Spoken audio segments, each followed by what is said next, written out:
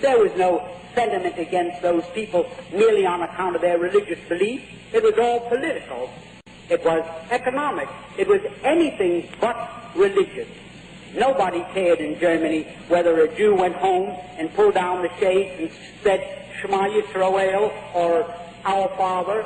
No one cared in Germany any more than they do in the United States.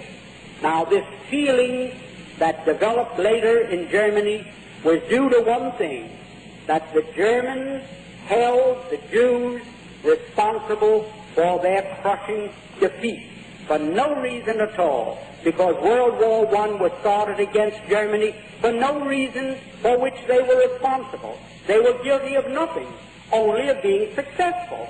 They built up a big navy, they built up world trade. In 1936 was practically a small-scale war between the Palestinians and the British,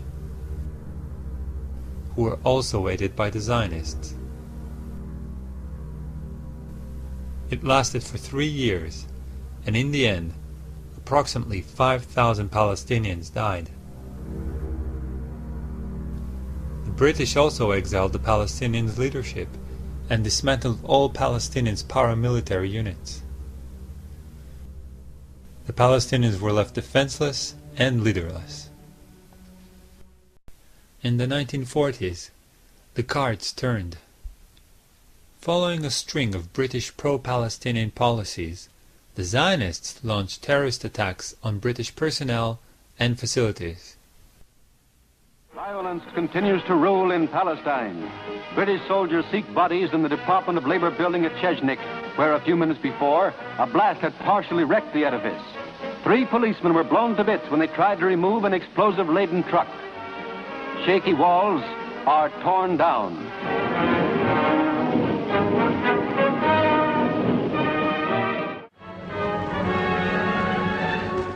After a bomb explosion caused by terrorists on the British headquarters at Jerusalem, one entire corner of the King David Hotel, a building of 7 stories, was razed to the ground.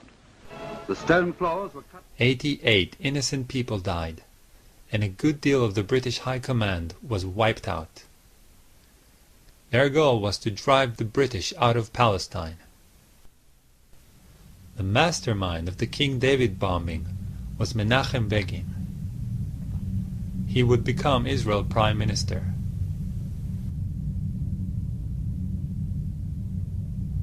His accomplice, Yitzhak Shamir, would also later become Prime Minister.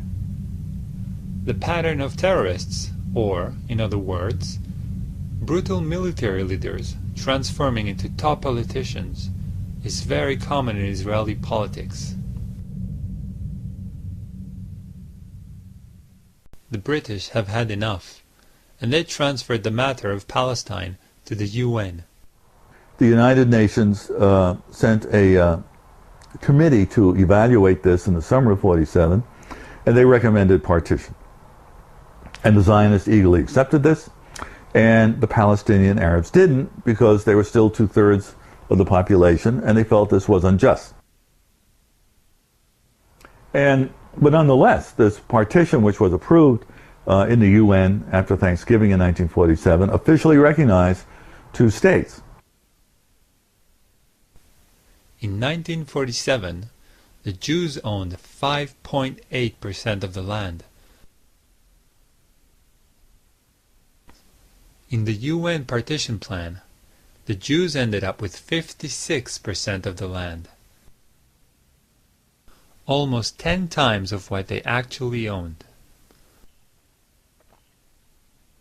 The Palestinians had half of their land stolen right under their noses. Their population was split into 2, half of it living in the Zionist state as a minority. Even in the borders of the Jewish state, the Jews owned only 11% of the land. The United States? Yes. Yugoslavia? Abstain. The resolution of the DUC Committee for Palestine was adopted by 33 votes, 13 against, 10 abstentions. Why would the UN be so blatantly pro-Zionist? Do not underestimate the power of guilt. Anyone heard of the Holocaust? The UN sought to compensate the Jews over the deaths of 6 million Jews in World War II.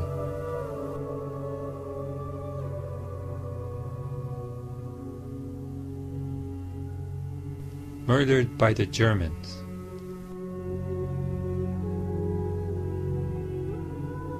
And they decided that the Palestinians should pay for it.